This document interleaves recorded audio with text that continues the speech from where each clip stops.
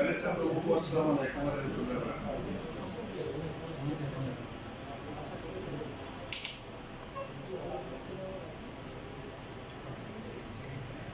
As usual आपको पता है जी कि सबसे पहले अल्लाह का शुक्र अदा करते हैं हम लोग। लेक्चर तो हो गया, लोग भी आएंगे जाएंगे सब कुछ होगा, लेकिन अगर उसके साथ इंसान अल्लाह का शुक्र अदा करे, इससे बढ़ के और क्या चीज हो सकती है। हमसे पहले कितने लोग थे वो चले गए, हमने भी चले जाना है, बाद वालों ने भी चले जाना।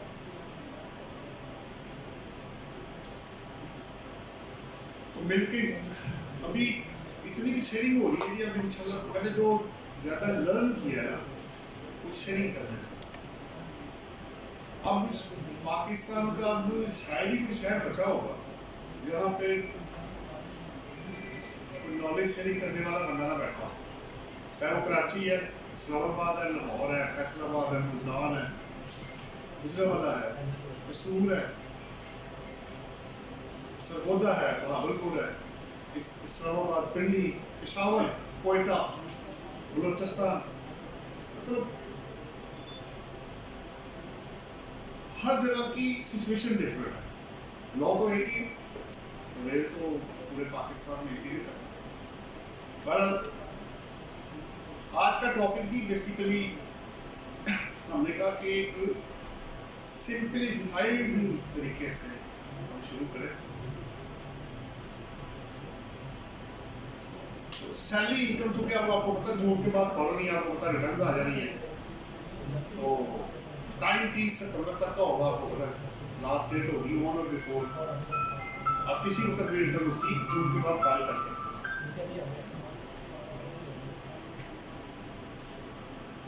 तो इसलिए हमने ये जो टॉपिक था पहले एग्रीकल्चर इनकम पे रखा, आपको पता सप्लीमेंट्री एक्ट जो 2022 उस पे रखा, फाइनेंस एक्ट पे था। उसके बाद हम सैलरी के ऊपर ये तीसरा जो सेशन है आपके साथ है, ये थोड़ा सा डिटेल में जाएगा, तो मे भी एक दो लेक्चर और आते हैं क्योंकि इसके अंदर टैक्स क्रेडिट्स भी हैं, रिडक्शन भी हैं, एग्जम्पशंस भी हैं, काफी कुछ इसके अंदर है। तो जब तक मुकम्मल नहीं हो जाता तब तक हम इसको कोशिश करेंगे कि इसको कैरी करें। आज मैंने कुछ सोचा हुआ आपके लिए, उसको कोशिश करें कि 1 घंटे के अंदर हम उसको समेटें। 45 मिनट्स तक मैं कोशिश अपने टाइम दूंगा, 15-20 मिनट जो भी आपका आधा घंटा होगा वो आप ले लीजिएगा। और क्या सीक्वेंस वही रहेगा, पहले ओबीएसली लेक्चर होगा, उसके बाद आप क्वेश्चन आंसर कर ले, कॉमन जो होंगे से रिलेटेड, और तीसरे नंबर पे जाके आप फिर अगर आपके कोई अनकॉमन क्वेश्चन होंगे वो फिर बाद में हम इकट्ठे बैठ के इधर को शेयर करें। सैलरी, इससे पहले कि मैं क्वेश्चन आंसर करूं, कुछ इंफॉर्मेशन पहले मैं आपसे शेयर कर लूं तो आपके लिए बड़ी इसको समझने में आसानी हो जाए।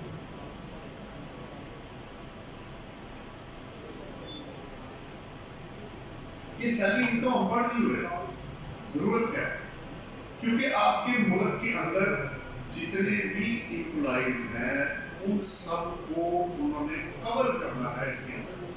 अब चाहे वो गवर्नमेंट सेक्टर है, सेमी गवर्नमेंट है, प्राइवेट है, मुल्क से बाहर है, मुल्क के अंदर है, अगर वो रेजिडेंट है,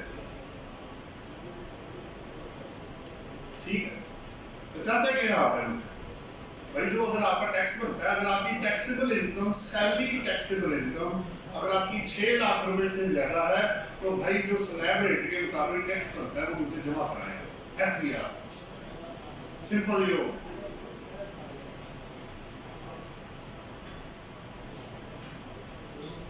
चल कवर हो। अब सैलरी इनकम जो है उसको कैलकुलेट कैसे करें, क्वेश्चन ये। जब आप इस सारे को पढ़ेंगे तो आपको एक ओवरऑल व्यू, एक चीज समझ आएगी। वो मैं पहले आपको फैक्ट्स बता देता हूँ, फिर आपको बड़ा आसान हो जाएगा इसको पढ़ने में और समझने में। इतना इन डेप्थ और डिटेल में उन्होंने इसको कवर किया हुआ है कि कोई भी एम्प्लॉय कोई बेनिफिट लेके यहाँ से एस्केप नहीं हो सकता। जैसे मैं एक मिसाल देता हूँ, इनकम टैक्स लॉ में 5 heads of income, income from salary, income from property, income from business, capital gains and income from other sources. यानी एम्प्लॉय सारे सैलरी में चले, बिजनेस क्लास बिजनेस में चली, रेंटल वाले इमूवेबल प्रॉपर्टी वाले वो प्रॉपर्टी में चले गए, कैपिटल गेन आपका कैपिटल एसेट को बेच के होगा वो उसमें चला गया। इसके अलावा जितने भी लोग बाकी बचे, अगर वो पहले 4 हेड ऑफ इनकम में नहीं आएंगे तो वो automatic 5th head of income में चला जाएगा। तो बचा तो कुछ भी नहीं फिर। आप सारे मिलके सोचें, कोई भी इनकम आप सोचें, आप इन 5 हेड से बाहर नहीं निकल सकते। सोचे सारे मिलके, बनाए कोई एग्जांपल और इससे बाहर निकल के दिखाएं, क्योंकि 5वां जो है उस सबको बाकी को जो रेसिडुअल है, जो रिमेनिंग है, वो 5th हेड ऑफ इनकम उसको कवर कर देगा। सो इनकम तो उन्होंने कोई नहीं छोड़ी। हाँ, अगर वो एग्जेम्प्ट है, नॉट टैक्सेबल है, सेपरेट ब्लॉक है, वो एक अलग इशू है। जैसे पेंशन गवर्नमेंट एम्प्लॉइज की वो एग्जेम्प्ट फ्रॉम टैक्स है, लेकिन पहले वो इनकम बनेगी जरा, वो सैलरी इनकम की डेफिनेशन में शामिल है। रिटायरमेंट बेनिफिट पहले आएगा, उसके आगे एग्जेम्प्ट हो जाएगा, बिल्कुल ठीक है। तो आज जो हम पढ़ने जा रहे हैं वो बेसिकली कनेक्टेड है क्योंकि एम्प्लॉयमेंट, जो एम्प्लॉइज का सेक्टर है, एम्प्लॉयमेंट का जो सेक्टर है, उसको हम कवर करने जा रहे हैं। चले, मुझे पता लग गया कि 6 लाख रुपए तक 0% टैक्स है। यानी अगर एवरेज में निकाल लो ऑन एवरेज साइड, तो 50,000 अगर पर मंथ मेरी सैलरी हो, पूरा साल में काम करूं, तो 6 लाख मेरा ग्रॉस इनकम आ रही है, मुझे रेट ऑफ टैक्स होगा 0%। 6 लाख तक इनकम टैक्सेबल है, but the rate of tax is 0%। Income exempt नहीं है, इनकम टैक्सेबल है, रेट ऑफ टैक्स 0%। जैसे 0 रेट पे सप्लाई है और एग्जेम्प्ट सप्लाई होती है सेल टैक्स को।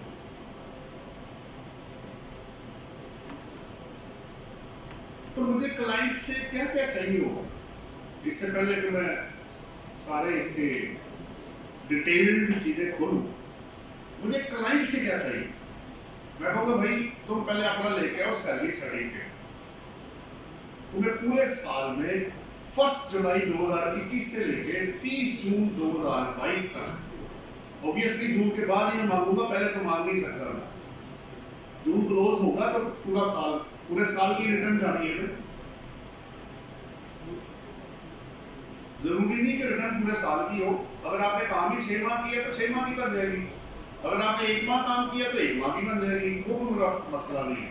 बट वो टैक्स ईयर 2022 ही बनेगा।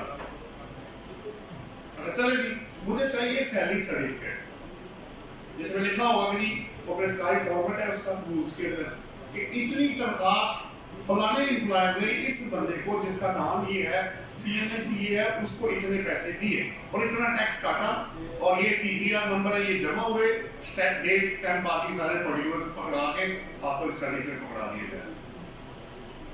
मैं कहूँगा ठीक है भाई, ये तो हो गया तुम्हारा साल का, अब लेके आओ अपनी बैंक स्टेटमेंट।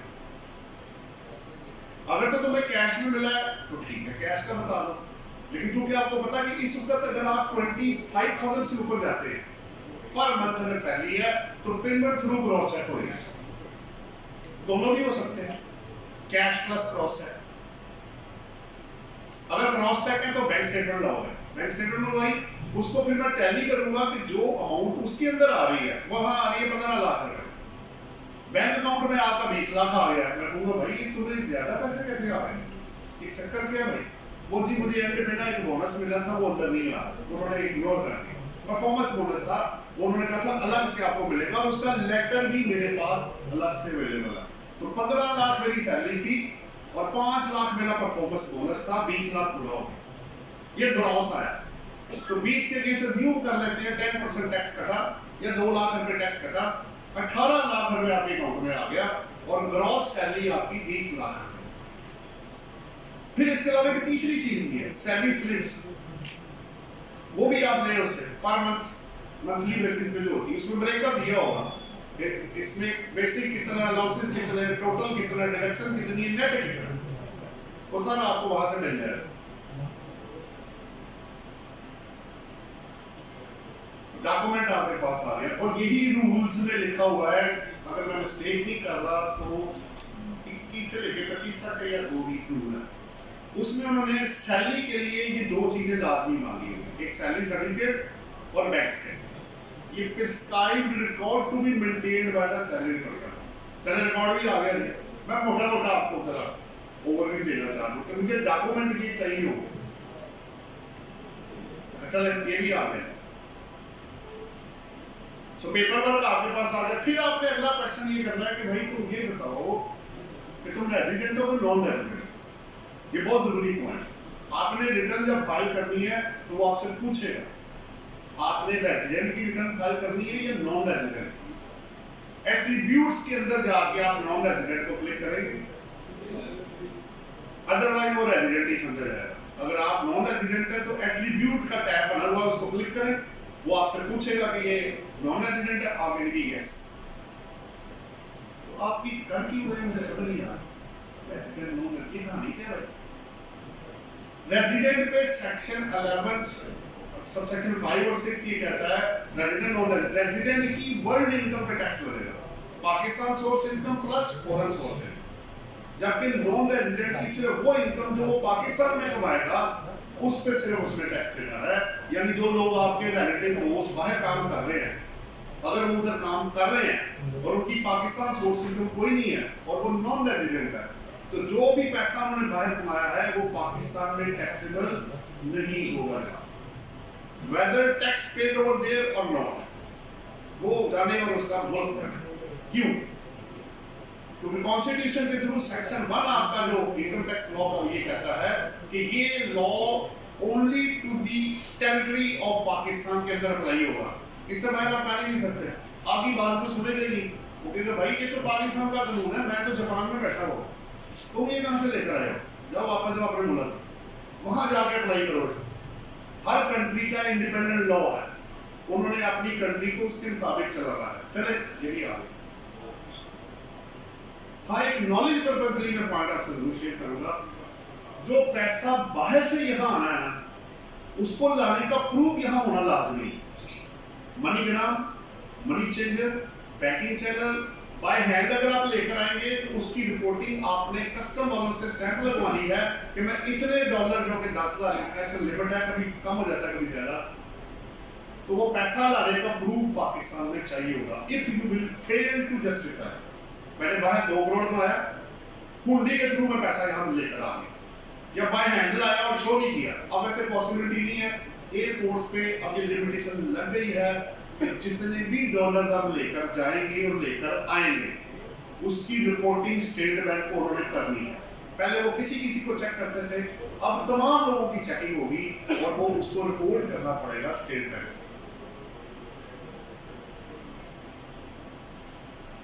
तो लोग इसका सहारा लेते थे कि इंटरनेशनल लॉ है, 10,000 डॉलर तक ला सकते हैं। मैं तो वो इंटरनेशनल लॉ है, इनकम टैक्स लॉ नहीं उसको मानता। आप पाकिस्तान में पैसा कैसे लेकर आए, आपने कमाया यहाँ हो और मुझे कहीं बाहर से आया, तो साबित कैसे होगा जनाब। एक पॉइंट। दूसरा पॉइंट ये है कि आपकी सैलरी थी वहां पे 1,000 रियाल, आप 2 लाख रियाल लेकर आ गए, ये पैसा बाकी कहां से आया भाई तुम्हारे पास? करते क्या, तो लोन लिया, प्रॉपर्टी बेची है, किसी ने दिया, तो वो भी जस्टिफाई करना होता है कि पैसा ये नहीं कि सिर्फ बाहर से आ गया, उसकी भी वो रिटर्न, जो डॉक्यूमेंट्स अगर वहां फाइल होते हैं या नहीं भी होते तो सोर्स वो भी पूछा जा सकता है। भैया वहां करते क्या है, जॉब करते हैं, बिजनेस करते हैं। सो इनकम दोनों साइड्स की कवर हो रही है, चाहे वो बाहर से कमाई या पाकिस्तान में कमाई। और अगर आप फेल्ड हो जाते हैं, ये साबित नहीं कर पाते कि पैसा बाहर से आया, तो इसको पाकिस्तान सोर्स इनकम बना के, डीम्ड इनकम बना के आपको टैक्स लगा देगा। फिर बता देगा ये क्या मसला है, फिर उसको प्रॉब्लम शुरू हो जाएगी, क्योंकि वरना हर दूसरा बंदा ये कहेगा मैंने यही कमाया है, मैंने कहा बाहर से कमाया, सॉरी कहेगा मैंने बाहर से पैसा कमाया, मैं अगर टैक्स नहीं देना चाहता, मैं एक बात कर, वो कहेगा भाई ना तो तुम बाहर गए, ना तुमने वहां कुछ किया, तुम कहते हो कि पाकिस्तान बाहर से पैसा आ गया, ये आया कैसे यहाँ पे, ये प्रूव कर दो। देखते हैं सैलरी में स्पेसिफिक छूट दी गई है 102 सेक्शन में कि अगर आप सैलरी पे बाहर टैक्स पे कर देंगे तो वो पाकिस्तान में टैक्सेबल नहीं होगी। चाहे आप रेजिडेंट हैं, नॉन रेजिडेंट की तो वैसे टैक्सेबल नहीं है। 102 सेक्शन क्लियर लिखे थे, 2 दिन केसेस में मैंने किए भी उसमें एग्जेम्पशन लिए मैंने। कोई अमेरिका से आया हुआ है, कोई लंदन से, कोई कहीं से आया हुआ है कि जनाब मैंने ये उधर टैक्स पे कर दिया। तो वो सैलरी इनकम अगर आप बाहर टैक्स दे देते हैं और यहाँ आने का प्रूफ आपके पास अवेलेबल है, जब आप लेकर आएंगे 2 तरीके ना, या तो मैं लेकर आऊँ या ना लेकर आऊँ। अगर नहीं लेके आया तो फिर वहां होंगे, बैंक में कहीं लगे होंगे। यहाँ आया तो कैसे आया? तो वो बाहर वाली सैलरी इनकम में जो रेजिडेंट इंडिविजुअल है उसको छूट दी गई है। रीजन क्या है? एम्प्लॉई बन के पैसा कमाना इतना आसान काम नहीं होता। पर ये ओवरऑल एक आपके पास अब इनकम टैक्स लॉ में रेजिडेंशियल स्टेटस आपके पास आ गया, डॉक्यूमेंट्स आपके पास आ गए। अब सवाल ये पैदा होता है, रेट ऑफ टैक्स मुझे पता लग गई, जरा रेट ऑफ टैक्स दिखाओ नहीं, एंड पे जाके ना, एंड पे जाओगे ना, एंड पूरा वापस आना पड़ेगा और तरफ। हाँ ये बात ऊपर ऊपर, इससे ऊपर वाला, ऊपर ऊपर यहाँ हो गया। ये आपके लिए है जी। अगर आप पहले दूसरा दिखाओ, सैलरी वाला दिखाओ, अगले पेज। हाँ जी, ये आपका है जी सैलरी वाले का जी। अगर आपकी इनकम देखें, सीरियल नंबर है, ये 12 सीरियल है, अगला पेज भी देखो, ये 12 सीरियल है। मैक्सिमम आप देख सकते हैं 75 मिलियन अगर आपकी टैक्सेबल इनकम होगी सैलरी इंडिविजुअल के तौर पे, तो 21 मिलियन का टैक्स है और प्लस 35 मिलियन परसेंट है जो 75 मिलियन से ऊपर होगा। पहला स्लाइड दिखाओ। 6 लाख रुपए तक आप देख सकते हैं रेट ऑफ टैक्स क्या है जी, और ऊपर हेडिंग लिखा हुआ है, इसको फिक्स नहीं करना, ये टैक्सेबल इनकम है जनाब, लिखा होगा। तो 6 लाख तक जो इनकम है वो टैक्सेबल है, एग्जेम्प्ट नहीं है। Rate of tax 0%। अच्छा, अब ये मैं आपको क्यों पढ़ा रहा हूं, क्योंकि अगर आपका केस सिर्फ सैलरी इनकम है तो आप सैलरी इंडिविजुअल ट्रीट हो, लेकिन अगर सैलरी के अलावा अगर आपकी कोई इनकम है तो दोनों को क्लब किया जाएगा टैक्सेबल को, और टोटल टैक्सेबल इनकम का 75% लिया जाएगा। अगर आपकी salary taxable income total taxable income के 75% से एक्सीड कर जाएगी तो आपको सैलरी इंडिविजुअल ट्रीट किया जाएगा। और अगर आपकी यही परसेंटेज 75% के बराबर या कम हुई तो आप नॉन सैलरीड पर्सन बन जाएंगे। तो फिर होगा क्या? नॉन सैलरीड के रेट ऑफ टैक्स अलग है और वो ज्यादा है। पीछे अभी ये आपका नॉन सैलरीड पर्सन 4 लाख रुपए तक 0% है, और मैक्सिमम देखें जरा 60 लाख से ऊपर 35% है। तो नॉन सैलरी के केस में एक बंदे को टैक्स ज्यादा पे करना पड़ेगा as compare to salary individual के। ठेकेदार कंपनी को छूट नहीं तो मिल रही है ना जनाब, उसको तो सैलरी उस प्रोपोर्शन से नहीं मिलती। आप मुझे पेट्रोल महंगा देंगे, मैं महंगा भेज दूंगा। आप आटा महंगा करेंगे, तंदूर वाला रोटी नहीं कर देगा। वो तो पास ऑन करता जा रहा है। वो सैलरी वाला किधर जाए? उसको तो हर चीज ही महंगी मिल रही है। तो क्या उसका इंक्रीमेंट उस हिसाब से लगा जिस तरह कॉस्ट ऑफ लिविंग बढ़ी? नहीं। इसलिए उसका rate of tax as compare to non salary individual के वो कम है, उसको छूट दी गई है। यहाँ छूट 4 लाख रुपए तक है, उधर 6 लाख रुपए तक है, 0% है। रीजन आपके पास आ गई। इसका मतलब है कि मुझे रिटर्न फाइल करने के लिए ये क्लियर होना जरूरी है कि क्या मेरा टैक्स पेयर या जो क्लाइंट है वो सैलरी इंडिविजुअल है कि नॉन सैलरी इंडिविजुअल। अपने आप के क्वेश्चन हो गए तो नोट कर लीजिएगा, वो बाद में करता है। अब मेरा शुरू में ऊपर बस यहाँ अब भी मैंने मुख्तलिफ क्वेश्चन बनाए। इसमें जो रेलिवेंट सेक्शन है वो सेक्शन 12 है, 13 है और 14। मेरी कोशिश है कि आज ये तीनों चीजों को हम कवर कर लें ताकि आपकी इनकम वाली साइड। अच्छा, इसमें ना एक और पॉइंट सेव करना बहुत जरूरी है। रेजिडेंशियल स्टेटस हो गया, डॉक्यूमेंट्स आ गए, आपका टैक्स रेट हो गए। चौथा पॉइंट, हर साल का टैक्स रेट सेपरेट होता है। कई दफा वो बराबर होता है, कई दफा बराबर नहीं होता। वो बढ़ भी सकता है, वो कम भी हो सकता है। जैसे कॉन्ट्रैक्ट्स में आप देखेंगे तो पिछले साल जो 7 था 6.5 हो गए, तो रेट कभी बढ़ जाते हैं और कभी कम हो जाते हैं।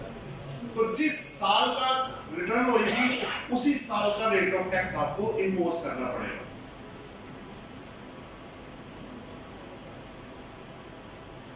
एक और पॉइंट प्रैक्टिकली, क्योंकि आप लोगों ने प्रैक्टिकली चूंकि उसको करना है तो आपको ये पता होना चाहिए कि इस वक्त रेजिडेंट इंडिविजुअल के लिए वेल्थ स्टेटमेंट फाइल करना लाजमी है। If you are a resident individual तो बल्कि पहले वेल्थ स्टेटमेंट आप फाइल करेंगे तो इनकम टैक्स रिटर्न जाएगी, वरना रिटर्न जाएगी नहीं। यार आपको रेड लाइन आ जाएगी यदि काइंडली पहले वेल्थ स्टेटमेंट बनाए, रिकंसिलिएशन बना के पहले फाइल करें, फिर आप इनकम टैक्स रिटर्न की फाइल करेंगे, अदरवाइज नहीं आगे रिटर्न जाएगी। पहले क्या करते थे लोग, परगानियां दिखाते थे, वो रिटर्न फाइल कर देते थे, वेल्थ स्टेटमेंट ऐड नहीं करते। तो उन्होंने वेल्थ को पहले ले आए हैं, ये करेंगे तो आगे सस्ते चलेगा। तो वेल्थ स्टेटमेंट आदमी है, उस पर हम सेपरेट एक लेक्चर आपका करना है।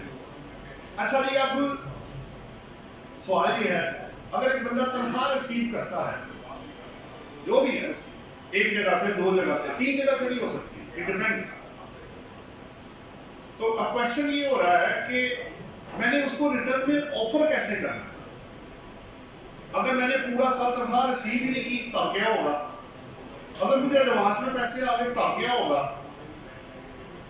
तो लॉ आपको ये कह रहा है सेक्शन 12 के थ्रू कि आपने रिसीव्ड बेसिस पे टैक्स रिटर्न को फाइल करना। अगर मुझे तनख्वाह मिलेगी तो तब मैं रिटर्न फाइल करूंगा, अदरवाइज नहीं। मसलन आपको एम्प्लॉय ने कहा यार ऐसे हालात जरा खराब है, पैसे कम है, ऐसे करो 8 माह के पैसे ले लो, 4 माह के अगले साल ले लेना, है जो भी करो। आपको पूरे साल में पैसे ही 8 लाख रुपए मिले 1 लाख रुपए के साथ है, अज्यूम कर रहा हूं। तो मैं इनकम टैक्स रिटर्न में ऑफर क्या करूंगा, 8 लाख, बाकी का 4 लाख रिसीवेबल होगा जो आपकी। अच्छा आप जरा थोड़ा सा फर्क जरा ध्यान में रखिएगा, वेल्थ स्टेटमेंट आपने अप्रूवल बेस पे बनानी है और इनकम टैक्स रिटर्न आपने सैलरी इनकम के लिए रिसीव्ड बेसिस पे बनानी है। आप जो सैलरी ऑफर कर रहे होंगे रिटर्न में वो 8 लाख रुपए है, और जो वेल्थ स्टेटमेंट में डिक्लेयर कर रहे होंगे वो 12 लाख रुपए होंगे, वो रिसीवेबल भी साथ आएगा। ये मैं आपको बताता चलूं, क्योंकि वेल्थ स्टेटमेंट 116 सेक्शन ये कहता है कि it is on the basis of assets and liabilities at the specified date. तो भाई काम तो मैंने कर दिया, पैसे नहीं मुझे मिले, तो रिसीवेबल तो स्टैंड कर गया ना मेरा, उसने मेरे 4 लाख रुपए देने हैं क्योंकि मैं काम कर चुका हूं, पैसे नहीं मिले मुझे। अब पहला दिखाओ, इसमें क्लिक करो, ये है जी पहला टैक्सेबिलिटी और सैलरी रिसीव्ड बेसिस पे होगा, 1.1 आपके सामने है। अदर देन एग्जेम्प्ट सैलरी, ये मैं आपको बताता चलूं, जितने भी सेक्शन आप इनकम के पढ़ेंगे वो सब में ये लिखा हुआ है, चाहे वो बिजनेस इनकम है, कैपिटल गेन है, कोई भी है, अदर देन एग्जेम्प्ट इनकम।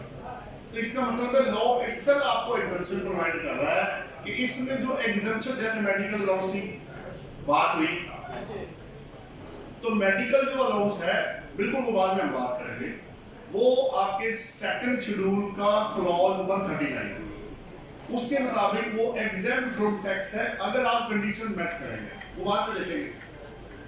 तो इसके मुताबिक अदर देन अंडरलाइन हुआ एग्जेम्प्ट है तो वो चार्जेबल टू टैक्स होगा। अच्छा अब आ जाते हैं कि अगर मुझे एडवांस में पैसा आ जाए तो टैक्स, एक सवाल आपने खुद ही बनाया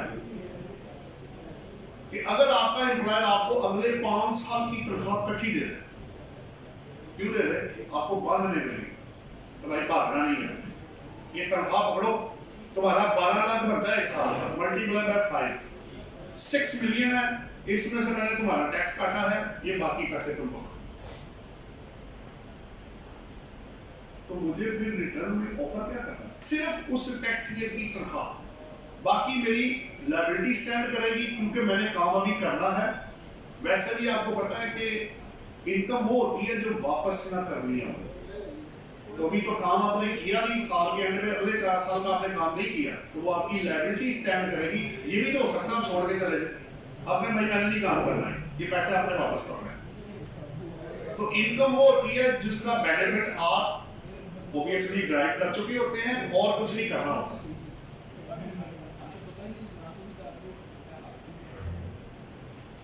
अब सैलरीड पर्सन की मैंने जैसे पहले बताया 2019 तक रहा कि अगर आपकी taxable income, salary income total taxable income के 50% से एक्सीड करेगा।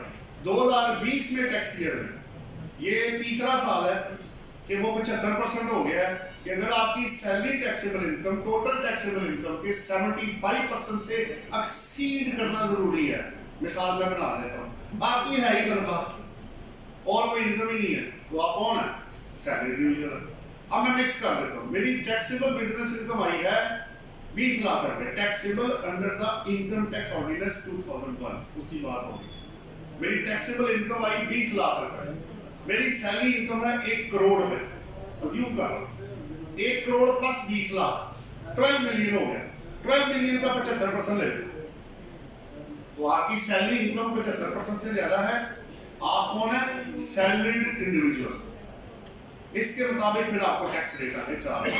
और अगर ये 75 का उल्टा कर दो, salary income 20 lakh, business income 1 crore, तो फिर आप कौन है?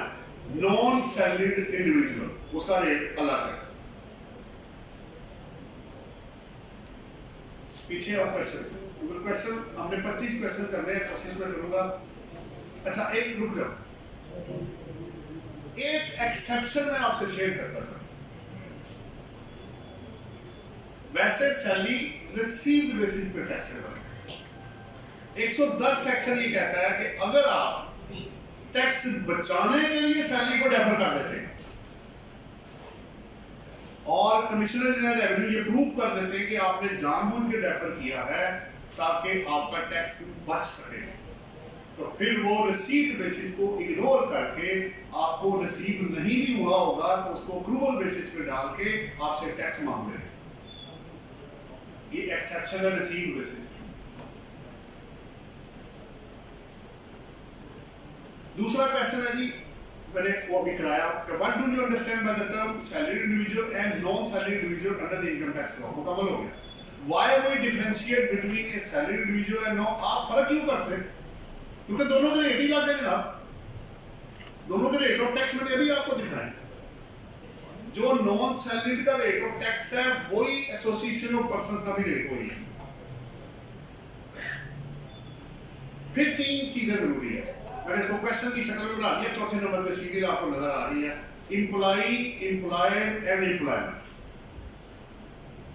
दिखाओ नहीं, ये 1.4 पे एम्प्लॉई, 1.5 पे एम्प्लॉयर और 1.6 पे एम्प्लॉयमेंट। इनके क्लॉजेस सेक्शन 2 में बड़े क्लियर है, 20, 21 और 22 आगे पीछे हैं। तो 20 में आपका एम्प्लॉई आ रहा है, 21 में आपका एम्प्लॉयर है और 2 के सब क्लॉज 22 के अंदर आपका एम्प्लॉयमेंट। ये मैं क्यों बढ़ा रहा हूं? ये कैसे पता लगता है कि जनाब एक बंदा एम्प्लॉई है? How you will determine? वो जो टर्म्स ऑफ एम्प्लॉयमेंट है ना, उससे पता लगेगा कि भाई तुमने ये काम करने, तुम्हारे जीडी ये शामिल है, तुम्हारा जेडी सॉरी जॉब डिस्क्रिप्शन, और इतने पैसे हम तुम्हें देंगे और ये टाइम होगा 9 से 5, 9 से 3, 9 से 2, जो भी है। वो 2 घंटे भी हो सकते हैं, वो जरूरी नहीं कि फुल डे ही होगा। पहले कभी था पार्ट टाइम और फुल टाइम का फर्क, अब नहीं है। अब अगर आप पार्ट टाइम भी कहीं काम करते हैं 4 जगहों पे और आप तनख्वाह ले रहे हैं, तो चारों को जमा करके टैक्स लगाया जाएगा। सैलरी रिसीव कर रहे हैं, एम्प्लॉई है, ये पता कैसे लगेगा? ये 2-3 जगहों पे झगड़ा पड़ गया। अभी कोई और भी केस आया हुआ था किसी का, वो थे कोई गाउट स्टेशन वाले थे, उन्होंने पूछा कि जी उन्होंने क्या किया है कि उन्होंने लोगों को पैसे लिए लेक्चर बेस जो दिए ना, उन पे 153 सेक्शन पे टैक्स काट लिए 10% और वो बन गया मिनिमम टैक्स। अब वो कह रहे नहीं जी पैसे वापस करें, हमारी तनख्वाह है। अब कहते जी हम ये कह रहे हैं कि तुमने तनख्वाह नहीं रिसीव की, तुमने तो सर्विसेज के अगेंस्ट पैसे लिए हैं, उसमें 10% है, वो दो। वो कहते नहीं जी नहीं, मुझे तो तनख्वाह मिली है। अब लड़ाई पड़ गई है कि ये बंदा जो है ये कौन है? वो एफटीओ में चला गया जनाब, जो टैक्स पेयर है वो एफटीओ में चले गए टैक्सेशन ऑफिसर के अगेंस्ट। तो उन्होंने कहा जनाब बात सुने, मैंने 2 बातें की कि आप पहले चेक करें इसका एग्रीमेंट क्या हुआ, पहले वो निकालें। अगर ये एम्प्लॉई है तो फिर तो तनख्वाह है, लेकिन क्या तनख्वाह को सर्विसेज शो करके तो कोई बंदा बेनिफिट उठा सकता है? नहीं। इस पर सुप्रीम कोर्ट की जजमेंट है, उसको हम कहते हैं सब्सटेंस ओवर फॉर्म। अगर आप ट्रांजैक्शन को चेंज करके टैक्स को गलत कर देंगे, गलत तो ज्यादा कम की बात नहीं होगी। रियल ट्रांजैक्शन क्या थी? ये तनख्वाह थी। रिप्रेजेंट क्या हो गया? कमीशन।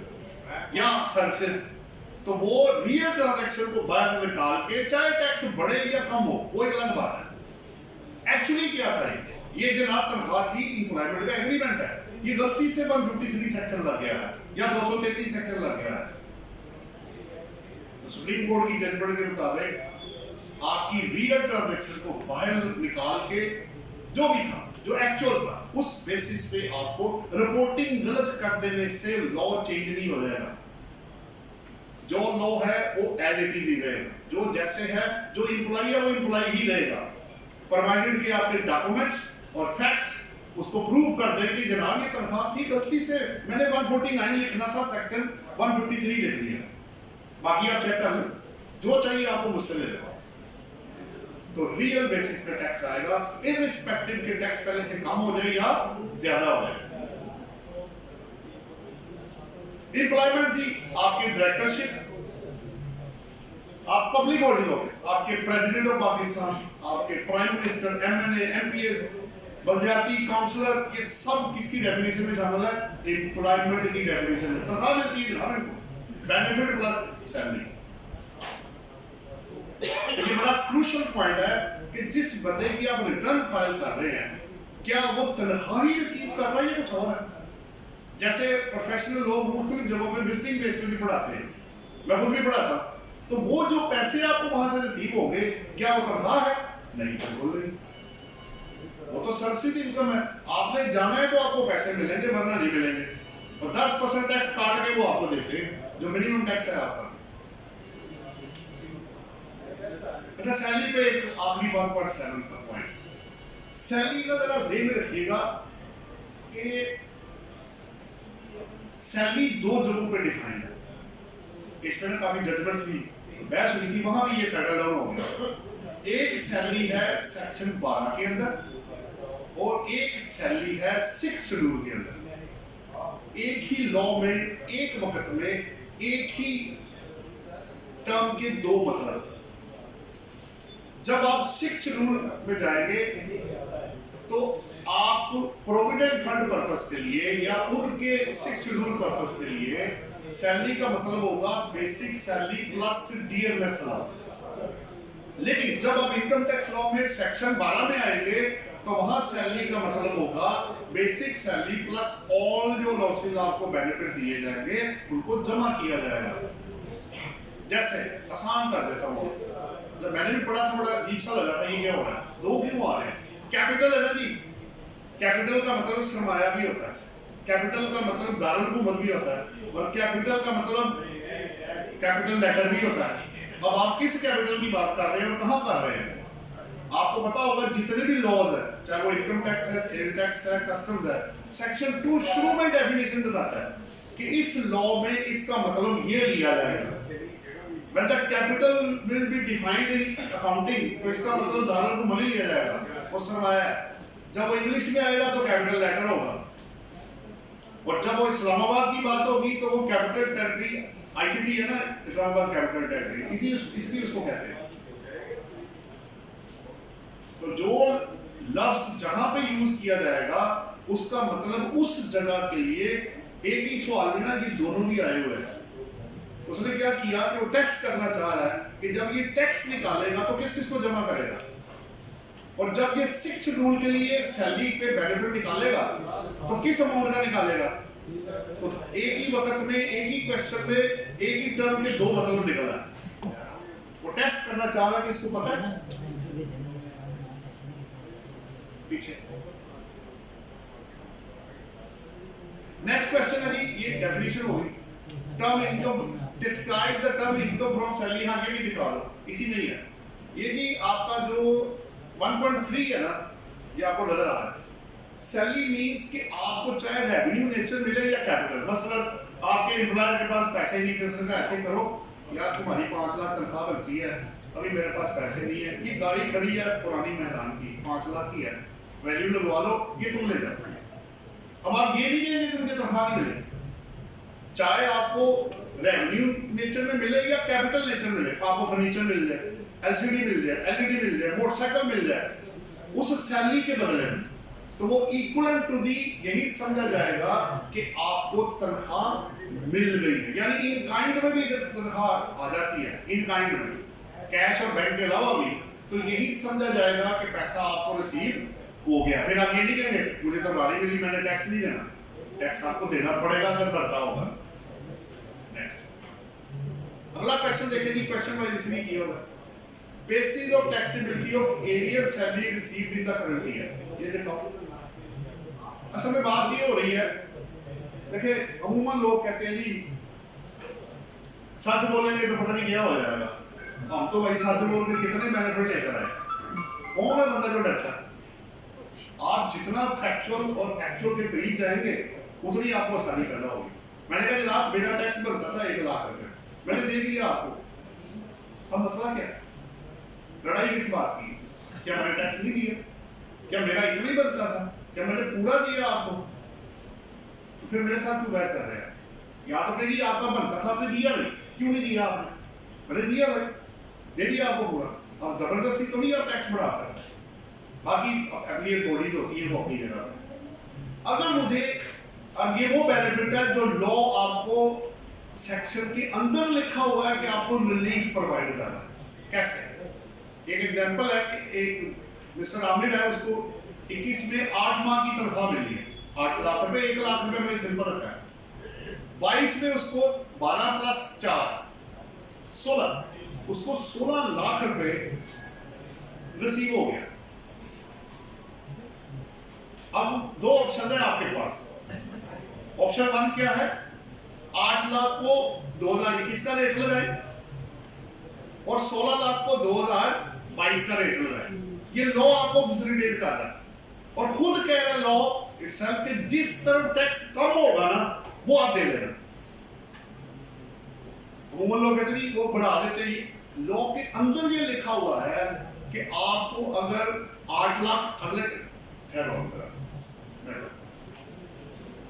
ये देखें जी 8 लाख पे टैक्स बनता है 10,000 पे और 16 लाख पे बनता है 70,000 पे। 21 का लाख हो गया, 22 का लाख, इन दोनों को जमा करें आप तो 80,000 टैक्स बनता है। ठीक है, आगे चलूं। अब मैंने क्या किया, 12 दोनों को लग कर दिया, 4 लाख को पीछे ले गया और उन पे टैक्स बन गया आपका 60,000 पे। अब इन दोनों में से कम कौन सा है? 80 और 60 में से। लॉ खुद कह रहा है कि जिस तरफ कम है वो तुम दे दो। आप परेशान हो जाइए यार, ये खुद कह रहा है। टेक्निकली तो जो एक्चुअल बनता है वो देना चाहिए, लेकिन वो कह रहा है जिस तरफ कम है, यानी इसका मतलब ये है कि अगर आप सच बोलेंगे और एरियर पे टैक्स पे करेंगे तो लॉ आपको खुद इटसेल्फ फैसिलिटी प्रोवाइड कर रहा है कि भाई जो कम है वो दे दो, और क्या चाहिए आपको। अगर बंदा सच बोलता है तो वो भी रिलीफ आपको दे रहे हैं। एरियर के बाद भी पीछे इसको क्लिक करो। नेक्स्ट क्वेश्चन देखो क्या आ रहा है। नेक्स्ट है जी state the principle related to prevention of double deduction and double taxation. ये भी देखो, क्लिक करो। मैं आपको बता देता हूं बेसिकली 2 प्रिंसिपल्स हैं जी इसके अंदर। अगर आप अप्रूवल बेस पे टैक्स पे देखिए, एक इनकम पे 2 दफा टैक्स नहीं होगा। इस लॉ ने टैक्स पेयर और डिपार्टमेंट दोनों को बांधा हुआ। कैसे? एक इनकम पे 2 दफा एफबीआर टैक्स नहीं लगा सकता, नंबर 1, और एक एक्सपेंडिचर टैक्स पे 2 दफा माइनस नहीं कर सकता। मतलब सैलरी मैंने माइनस कर लिया है, अब दोबारा नहीं माइनस करेंगे जब तक कि वो पे नहीं होगा मजीद।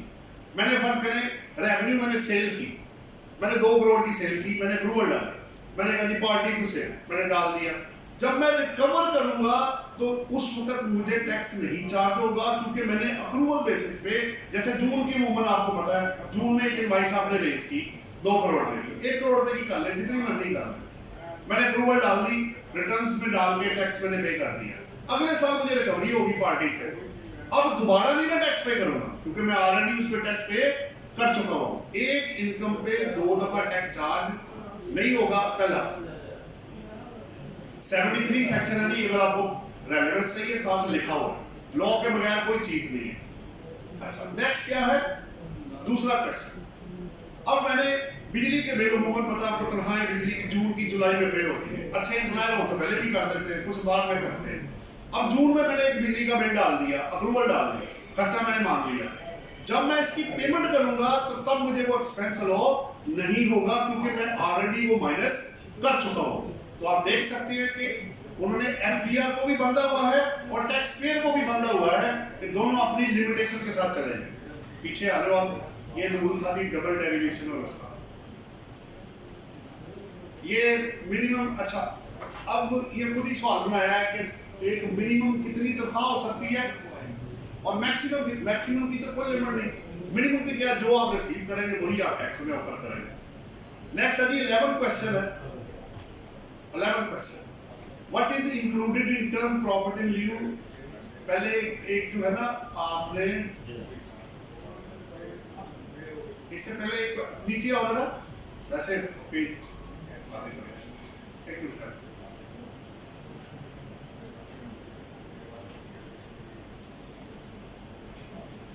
ये कि नेक्स्ट है सैलरी में शामिल क्या था। मैंने आपको शुरू में बता दिया था कि इसके एम्बिट से बाहर निकलना बहुत मुश्किल है।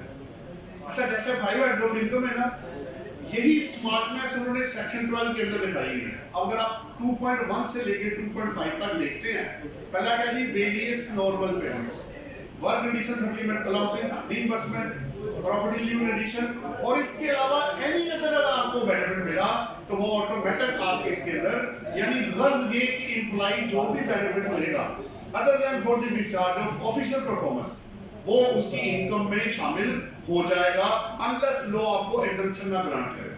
अब आप देख सकते हैं जी 2.1 से लेके 2.5 तक आपको wages, leave pay, leave encashment, overtime, fee, commission, work condition supplement, allowances, any other expenditure official के अलावा, और प्रॉफिट इन लिeu और एडिशन। प्रॉफिट इन लिeu और एडिशन में अभी आपको बताता हूं। अगर आपकी सैलरी में इजाफा हो जाए, इसको कहते हैं प्रॉफिट इन एडिशन, और अगर सैलरी की जगह पे आपको मिल जाए profit in लिeu, golden hand cheque payment, retirement के वक्त आपको बाद में पेंशन और अदरवाइज जो बेनिफिट आएंगे तो वो भी पार्ट ऑफ सैलरी ही समझा जाएगा। लेकिन आगे वो कितना एग्जेम्प्ट है, पार्टली है, फुली है, वो अपनी जगह पे रहेगा। अच्छा, ये मैं बार बार आपको जिक्र कर रहा हूँ एग्जेम्प्ट और इसका नॉट टैक्सेबल का।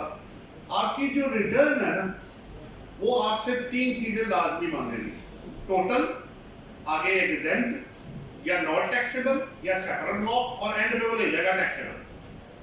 तो ये जो आपको कराया जा रहा है वो रिटर्न भी इसके मुताबिक ही रीड की जा रही है। इसको क्लोज करके ना उसका रिटर्न का फॉर्मेट एक स्केच एक नजर चेक कराओ। हाँ, वो वाली खोलो। इसमें ना सैलरी वाला जो टैब है ना, ये खोलो। हाँ, थोड़ा ऊपर करो। ये आप देखें जी, आपको जो यहाँ पढ़ेंगे वो सारा इसके अंदर लिखा हुआ है। ये पे, वेजेस, ठीक है। फिर नीचे आप अलाउंसेस देख सकते हैं, एक्सपेंडिचर, रीइंबर्समेंट, फिर बच्चों को एम्प्लॉयमेंट की वजह से टर्मिनल बेनिफिट्स है, प्रॉफिट इन लिeu और एडिशन, और आगे देखिए कॉलम क्या बने हुए हैं। मैंने जानबूझ कर फिगर डाली है ताकि समझ आ रहा है। तो टोटल इनकम, टोटल अमाउंट पहला कॉलम है। अगला कॉलम देखें, अमाउंट एग्जेम्प्ट है, सब्जेक्ट टू फाइनल टैक्स है, फिक्स टैक्स है, वो माइनस करके ऑटोमेटिक जितने भी ब्लू है ना, ये ब्लू कलर वाले, ये आपको फिगर्स वो नहीं डालने देगा, वो ऑटोमेटिक आएगा। वो आपने नहीं फीड करना, आप सिर्फ वहां फीड कर सकते हैं जो खाली टैब पड़ा हुआ है, जो एम्प्टी है। तो मैंने 8 लाख रुपए डाला, 850 था, 50,000 की एग्जम्पशन ली, 8 लाख ऑटोमेटिक आगे चला गया। यहीं से वो फिगर उठाएगा और आपको कंपटीशन के अंदर ले जाएगा और वहां जाके आपको टैक्स लगा देगा। ये एक सिंपल सा फार्मूला है, लेकिन ये जितनी चीजें यहाँ लिखी हुई है ना, ये सारी सेक्शन 12, 13 और 14 के अंदर कवर्ड है। अब वापस आ जाए, तो ये ना समझे कि सिर्फ किताबी नॉलेज है और आगे उसने अप्लाई नहीं होना, उसने आगे एज इट इज ही अप्लाई होना जा रहा है। कहां थे हम लोग? देख लो 11 क्या था? अच्छा, ये भी निकाल लो आप, क्या शामिल है, क्लिक करो इसे, थोड़ा पीछे आओ एक स्टेप, बस इधर रुको। देखिए जी, बात ये हो रही है, देखिए ऊपर सेक्शन कोड 12 का सबसेक्शन 2 का ई, विदाउट रेफरेंस कोई चीज नहीं है, ख्याली पुलाव नहीं पकड़ा जनाब, यहाँ पनिशमेंट ऑफ पीपल वो नहीं हो रहा है यहाँ पे, ये रियल बेस है, इसका सपोर्ट के बजाय फायदे कोई नहीं बात कर रहे हैं। सो तो करना क्या है, देखिए अगर आपकी सैलरी में इजाफा होता है डबल 50%, तो आप ये नहीं कहेंगे जनाब मेहनत मैंने की तो मैंने तो नहीं ऊपर वाले पे टैक्स देना, वो शामिल है सैलरी की डेफिनेशन में। नंबर 1, आपने गोल्डन हैंडशेक पेमेंट ली, पहले आपको पता है एग्जेम्पशन थी, बाद में ये टैक्सेबल हो गया, तो आपने कहा जनाब अर्ली टर्मिनेशन मैंने ली, आपको मैंने टैक्स नहीं देना, वो भी सैलरी की इन ल्यू में शामिल है। आपकी मर्जी से कानून ने नहीं चलना, उन्होंने जो लिखा हुआ है एक्चुअली आप बाहर जाके लोग सारी बातें मानते हैं, सारा कुछ करते हैं, वजह क्या है, वो मानते नहीं है, वो मनवाते हैं, वो करने नहीं देगा आपको। वो सुना एक बंदा ना डिफॉल्टर था, तो वहां से एयरपोर्ट से बाहर निकलने लगा, तो फौरन ही उन्होंने उसको रोका कि भाई तुम्हारे नाम पे ना तो पता नहीं कितने भी डॉलर थे वो पड़े हुए, पहले वो क्लियर करो जाके, तब तुम मुल्क से बाहर जा सकते हैं, वरना तुम्हें अलाउड नहीं है, जाके चेक करो। हमारा सिस्टम अभी थोड़ा सा, उसमें भी मैंने बात करनी है कि आपका ठीक है अभी सिस्टम कुछ बेहतर हो गया, आपकी गाड़ियां, आपकी प्रॉपर्टीज, आपके बाहर के टूर, आपके बैंक स्टेटमेंट, आपकी टैक्स डिडक्शंस, ये जिस नाम पे आ रही है वो ऑनलाइन आ रही है, तो रिटर्न फाइल करने से पहले उसको जरूर चेक कर लीजिएगा, वरना 122 सीधा सेक्शन उसको लग जाना है, क्योंकि वो डेफिनेट इंफॉर्मेशन है। अगर आपने कोई भी चीज स्किप की वहां से, गड़बड़ हो जाएगी आपके साथ, वो 122 आ जाएगा प्रॉब्लम, और 122 में के बाद अब आपको पता है कि अब आप रिटर्न रिवाइज नहीं कर पाएंगे, लिमिटेशन लगी हुई है।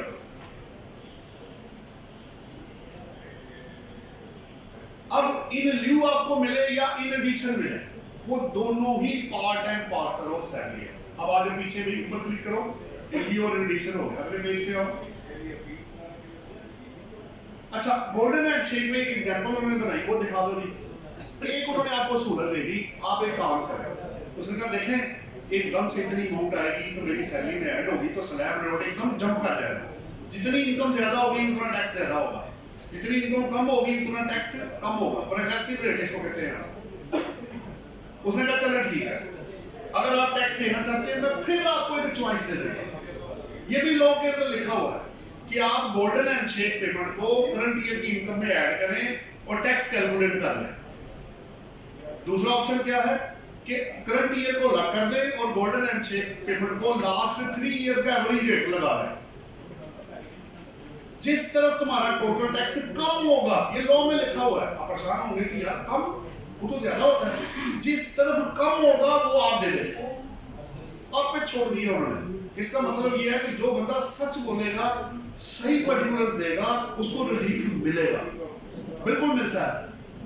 तो ये जो ठीक है, कभी कभी कोई 1 2 4 चीजें ऊपर नीचे भी हो जाती हैं, लेकिन वहां पर डॉक्यूमेंटेशन बंदे की बहुत वीक होती है, वो प्रेजेंट से नहीं हो रहा होता, कभी कभी उधर से भी कोई चीज आ जाती है कि यार प्रेशर है तो इस तरह है, बड़ी चीजें हैं जो जिसको देखना पड़ता है। लेकिन अगर आपके पास स्ट्रॉन्ग केस है तो आप अपील करके भी तो विन कर सकते हैं, क्या मसला है? चीजें मजबूत रखें, वो ज्यादा जरूरी है। मैं इस मामले में टैक्स डिपार्टमेंट को फेवर दूंगा कि मैंने 20 जवाब दिए 122 सेक्शन के, 20 जवाब डिफरेंट क्लाइंट्स के, उसमें से अल्लाह के फजल और करम से 15 तो मेरे एक्सेप्ट हुए, बाकी जो 5 है, किसी में 1 पॉइंट, किसी में 2, उन्होंने उसको 122 आगे लेके गए, तो मैं अपील में गया, उसमें से भी आगे जाके हमने विन कर लिया। सवाल यह है कि बेस जितनी आप मजबूत रखेंगे, ऊपर जाके आपको उतना ही बेनिफिट मिलेगा। जितना केस स्ट्रॉन्ग होगा फैक्ट्स पे और लीगल पे, उतना ही आपको बेनिफिट ज्यादा होगा।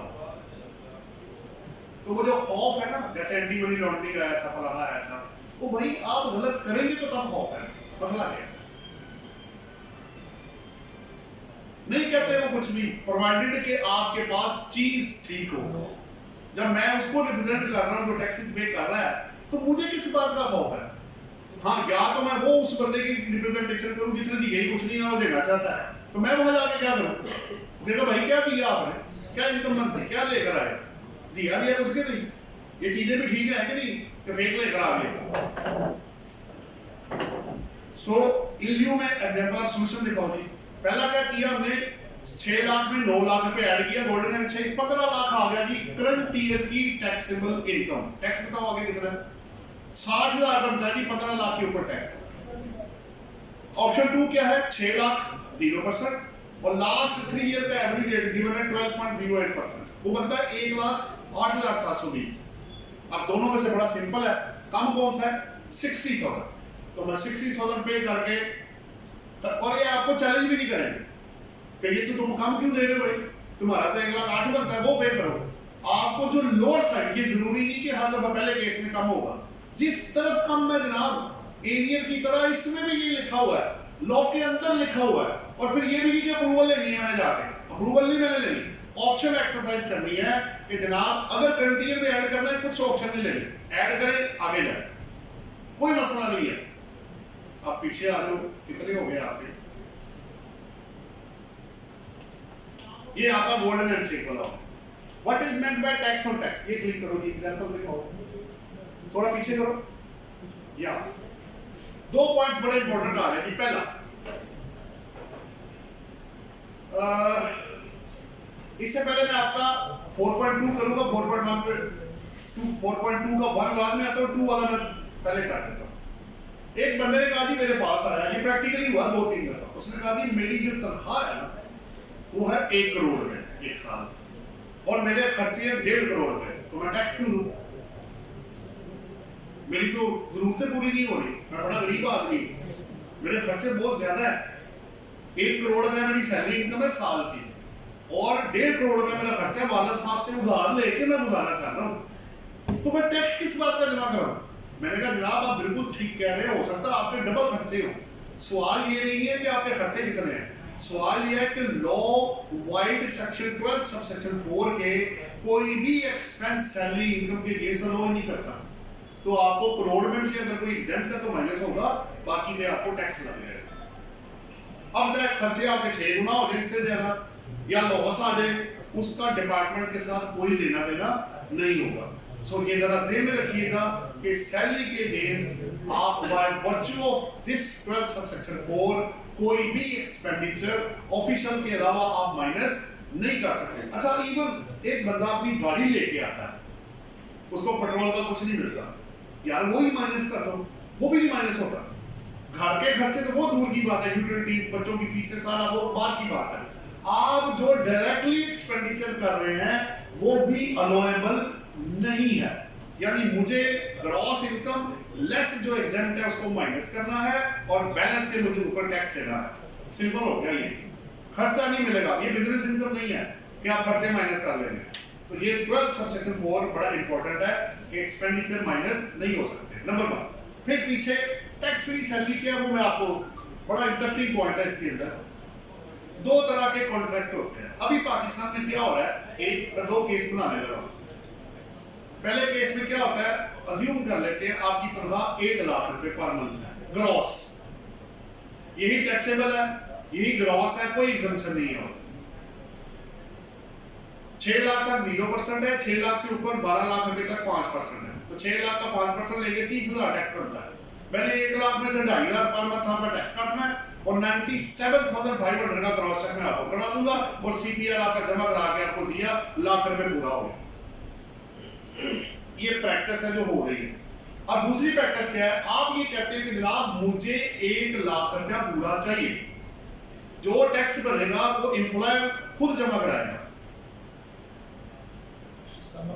हाँ, अब आपको जो टैक्स उसने जमा कराना है उसको आपको अपनी इनकम में ऐड करके तो फिर टैक्स कैलकुलेट करना है आपने। मसलन उसने मेरा 30,000 टैक्स काट लिया, ठीक है, अब मेरी तनख्वाह 1 लाख नहीं है, 1,02,500 रुपए होगा, उसमें मैं टैक्स निकालूंगा।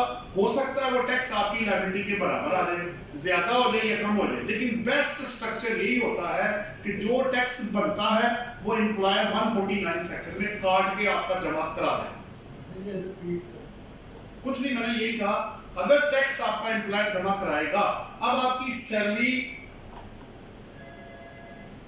10 लाख नहीं होगी, 12 लाख नहीं होगी, आपकी 12,30,000 रुपए सैलरी होगी, उस पर टैक्स कैलकुलेट किया जाएगा। अब वो कितना बनेगा, बराबर कम ज्यादा, वो एक बात की बात है, इसको कहते हैं टैक्स फ्री सैलरी।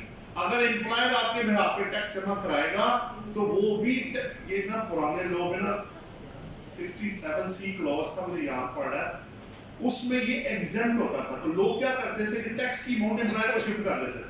जब डिपार्टमेंट को पता लगा कि लोग ये फनकारी दिखा रहे हैं, उन्होंने क्लॉज ही नए लॉ में फर्क कर दिया। तो अब अगर टैक्स एम्प्लॉयर जमा कराएगा तो वो आपका बेनिफिट बनेगा और उस पर आप क्या जमा कराएंगे, टैक्स बनाएंगे। लेकिन मसलन मैंने 10-12 लाख की इस पे टैक्स निकाला, वो बन गया 40,000 पे, अज्यूम कर लेता हूँ, बाकी का 10 आपको जमा कराना पड़ेगा। अच्छा, वो बन गया फर्क करें 25,000, तो बाकी 5,000 आप रिफंड ले लीजिएगा, उसका क्रेडिट आपको मिल जाएगा, लेकिन वो बेनिफिट के तौर पे होगा क्योंकि आपका जो टैक्स है उसने आपको जमा करा दिया आपके बिहाफ पे। पीछे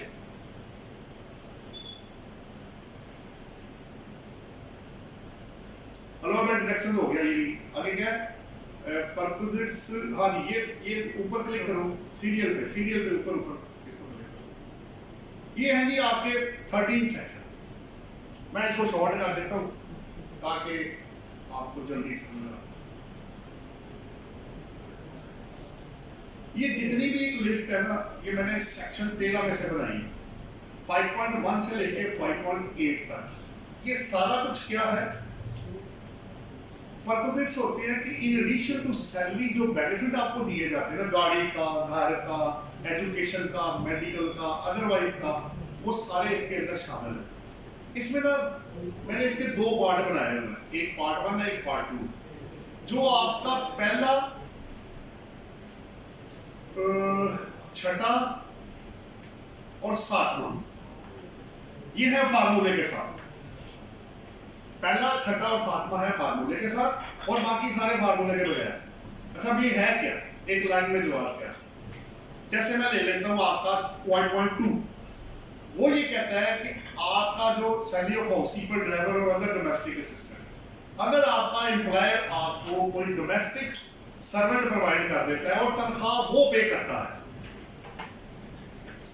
नौकर वो आपका है, तनख्वाह आपका एम्प्लॉयर पे कर रहा है, परक्विजिट की डेफिनेशन में आएगा।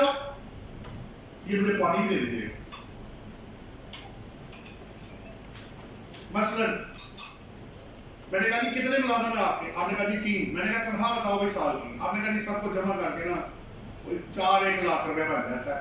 मैंने कहा भाई ये 4 लाख सारा दफ्तर की तरफ से, तो बेनिफिट कितना हुआ, 4 लाख रुपए आपकी सैलरी इनकम में आ जाएगा।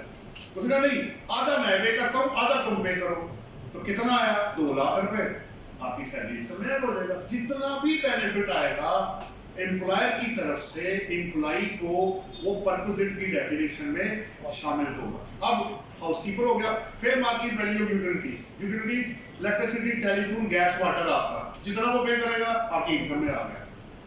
चौथा, अगर आपका लोन कोई वो माफ कर देता है या पे ऑफ कर देता है, आपका लोन माफ कर दे या पे ऑफ कर दे और आपसे रिकवरी ना करे, तो बेनिफिट हो गया। मसला आपने कहा, मैंने कहा मेरी कंपनी ज्वाइन कर लो, तुम्हारा लोन 5 लाख मैं पे कर देता, तो बेनिफिट कितना हुआ, 5 लाख रुपए का, तनख्वाह में आ जाएगा वो। 30 आपका 5.4 भी हो गया। फिर आप आ जाए 5.5 पे। अगर आपको कोई प्रॉपर्टी या सर्विसेज आपका एम्प्लॉयर प्रोवाइड कर देता है, मसलन आपकी कोई लड़ाई हो रही, लिटिगेशन कोर्ट में चल रही है, उसमें यार जाती केस है, फीस दफ्तर पे कर दे, तो जितनी लीगल एडवाइजर की फी होगी, जो आप लड़ाई आपकी है, पे वो कर, बिजनेस की लड़ाई नहीं है, तो वो आपकी इनकम में ऐड हो जाए। फिर प्रॉपर्टी में आ रहा है, आपका एम्प्लॉयर कहता है यार कितने साल हो गए, 20 साल हो गए, घर कहाँ तुम्हारा जी, ये है यार, चल एक घर ले लो यार। आपने कहा जी मेरे पास तो पैसे बड़े थोड़े हैं। मैंने कहा पता करो बार टाउन में कितने का घर है, आपने कहा जी 1 करोड़ तक आ जाएगा। मैंने कहा ठीक है, तुम्हारे पास कितने हैं, आपने कहा जी मेरे पास तो 30 लाख है, तो 70 लाख दफ्तर की तरफ से, लोन नहीं, इसकी ये पकड़ो, अपने पैसे डालो, रजिस्ट्री अपने नाम पे कराओ, तो वो जो 70 लाख आपकी तरफ आएगा वो परक्विजिट की डेफिनेशन में शामिल है और सैलरी में आके आपको टैक्स देना पड़ेगा। एग्जम्पशन मैं अभी शेयर नहीं कर रहा, जहां जहां एग्जम्पशन होगी वो आपको मिलेगी, लेकिन जहां होगी। अब आ गया बाकी मोटर व्हीकल का, इंटरेस्ट का और हाउसिंग। अब अगर आपका एम्प्लॉयर आपको गाड़ी प्रोवाइड करता है, इसमें 2 बताए, मैंने 3 बनाए हैं। अगर गाड़ी आपका एम्प्लॉयर आपको देता है सिर्फ आपके जाती इस्तेमाल के लिए, तो 10% of the cost of vehicle आपकी इनकम में ऐड हो जाएगा। जैसे गाड़ी आपको मिली अल्टस, आपने कहा जी 15 लाख की गाड़ी, 15 लाख का 10%, 1.5 लाख हर साल आपकी इनकम में ऐड होगा। आपने कहा जी ये सिर्फ बिजनेस पर्पस के लिए है, कुछ भी ऐड नहीं होगा क्योंकि मेरे इस्तेमाल में कुछ नहीं है। अगर दोनों पर्पसेस के लिए है, जो अमूमन होता है, घर के लिए भी और दफ्तर के लिए भी, तो फिर 10% आधा हो जाएगा, 5% आपकी सैलरी इनकम में ऐड कर दिया जाएगा। तो जितना बेनिफिट आप ज्यादा लेंगे उतना रेट बढ़ता जाएगा, नहीं लेंगे कुछ भी नहीं आएगा। इस पर रूल भी अवेलेबल है।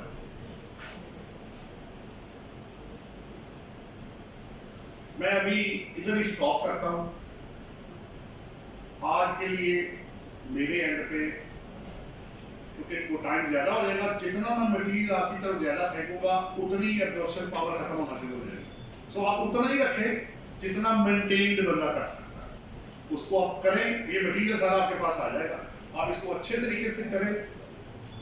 और कोई क्वेश्चन बाद में भी होगा तो कर लीजिएगा। अभी अगर आपका कोई क्वेश्चन है तो वो आप मेरे साथ कर सकते हैं, only to the extent of salary. इसके बाद जो आपकी अदरवाइज क्वेश्चन है, वो पर्सनल केसेस में कुछ है, वो बाद में शेयर कर लीजिएगा। जी जनाब, बिस्मिल्लाह करें। अगर आप मुझसे सैलरी से कनेक्टेड कोई सवाल करना चाहते हैं, ये माइक अगर मैं अभी माइक दे रहा हूँ। मेरा एक क्वेश्चन था चिल्मा साहब, आपने कहा है कि 1 करोड़ का सैलरी और मेरे पैसे जो 1.5 करोड़ के हैं और वो मैं लोन लेके ला रहा हूँ या उसका एफडीआर, और उसका अगर मेरे पैसे 1.5 करोड़ का एफडीआर मुझे पूछेगा बाकी 5 मिलियन कहाँ से आया? जी जी बिल्कुल, वो अपनी जब देखिए 2 क्वेश्चन दम लगा। पहला, टैक्स किस अमाउंट पे लगना है ये अलग चीज है, फिर वो पैसा कहाँ से आया वो एक अलग चीज है। वो 111 है ना उनके पास अवेलेबल। अगर आप एक्सपेंडिचर, अच्छा 111 ना थोड़ा सा डिटेल में पढ़िएगा। 111 में कोई एक्सपेंडिचर, कोई इन्वेस्टमेंट, कोई सेल, कोई परचेज, कोई सप्रेशन, कोई कंसीलमेंट, उन्होंने बड़ा डिटेल में उसको कवर किया हुआ। उसका जवाब आप नहीं दे पाएंगे तो वो अनएक्सप्लेन इन्वेस्टमेंट या क्रेडिट को आपकी इनकम बना के उस पे टैक्स आपको लगाएंगे। ये उसका निचोड़ जो क्रक्स है। बट एक्सक्लूजन को जहां एक्सप्लेन कर देंगे, जहां बता देंगे, तो वो अनएक्सप्लेन तो रहेगा नहीं ना फिर। तो उसको अगर आप ये जस्टिफाई नहीं कर पाते कि वो 50 लाख कहां से आया है, करोड़ तो आगे ना थैली से, बाकी पैसा कहां से आया, वो जी अमूमन लोग कहते हैं वो जी मैंने इधर से 200 से ले लिया, बस आप समझे आ गया मेरे पास। लोग ऐसे फरकारी दिखाते हैं, वो जी समझे, कहते समझे कहां से भाई, समझना नहीं है, समझाओ मुझे ये, वरना तुम्हें 111 में इनकम बना के टैक्स भी लगेगा। और जेब में रखिएगा अगर ये कंसीलमेंट साबित हो गई तो उतनी पेनल्टी भी 182 सेक्शन में लगेगी। जितना आपने टैक्स बचाया होगा उतनी पेनल्टी, यानी अगर 2 लाख टैक्स बना है तो पेनल्टी भी 2 लाख ऊपर और आएगी, वो 4 लाख हो जाएगा। ठीक है, तो ये जरा थोड़ा सा इतना सीधा नहीं है जितना नजर आता है। जी क्वेश्चन मिस आपका। सर मेरा क्वेश्चन ये है कि मुख्तलिफ जगह से तनख्वाह आ रही है, इस सूरत में टैक्स मुकम्मल सैलरी पर कैलकुलेट होगी? जी इसमें काफी क्वेश्चन पहले हो चुके हैं। मसलन आप 2 जगह पे काम करते हैं, ए कंपनी बी कंपनी, दोनों आपको पैसे देते हैं।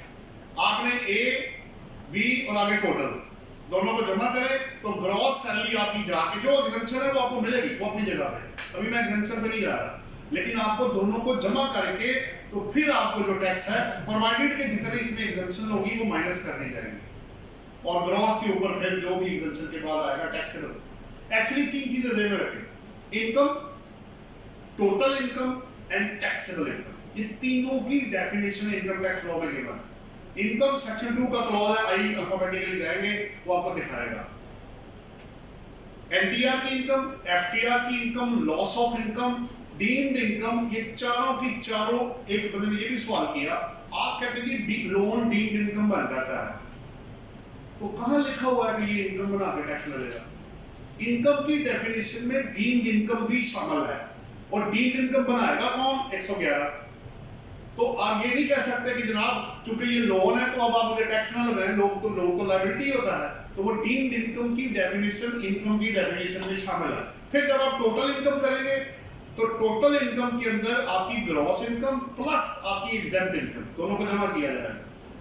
फिर जब आप टैक्सेबल इनकम पे जाएंगे तो आपकी एग्जेम्प्ट इनकम और डिडक्टेबल अलाउंसेस माइनस होंगे और आपके पास आ जाएगा टैक्सेबल इनकम। तो आपको बड़ा क्लियर होना चाहिए कि मुझे टैक्स इनकम या ग्रॉस या टोटल इनकम पे नहीं होगा, मुझे टैक्सेबल इनकम पे टैक्स लगना है। इसका नाम ही टैक्सेबल इनकम है। तो मैं वहां पहुंचूंगा जब वो निकलेगी तो तब मुझे उस अमाउंट पे टैक्स लगाया जाएगा। ये साहब और तो कोई सवाल नहीं है। जी मिस साहब जी बात है।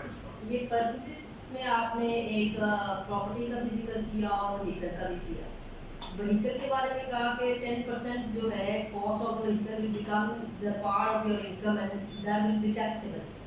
तो प्रॉपर्टी को क्या हम एज ए गिफ्ट कंसीडर करेंगे जो उस पर टैक्स? नहीं, दो चीजें मुख्तलिफ है, आप मिक्स कर रहे हैं। वो जो गाड़ी थी वो आपको सिर्फ यूज करने के लिए दी गई थी। That was not being in the name of the employer. आपको सिर्फ यूज करना है और परसेंटेज ऐड करना है। जहां प्रॉपर्टी या गाड़ी आपको दे दी जाएगी तो बेनिफिट तो चला गया ना, आपको बेनिफिट तो चला गया, फिर वो आपकी इनकम में ऐड करके टैक्स लगाया जाएगा। अच्छा, वो टैक्सेबल? जी बिल्कुल टैक्सेबल है जी। और जी किसी का कोई क्वेश्चन हो, ये जरा रिमोट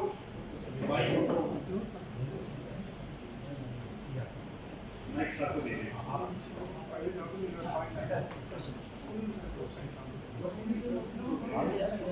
सर 2 साल की एडवांस सैलरी लेनी, वो जो 1 साल जो एक्स्ट्रा एडवांस दिया मैंने पाया उसके ऊपर कुछ व्हाट्सएप वगैरह मैंने ऐड नहीं वो loan from employ to employ पे होता है, एडवांस सैलरी पे नहीं होता।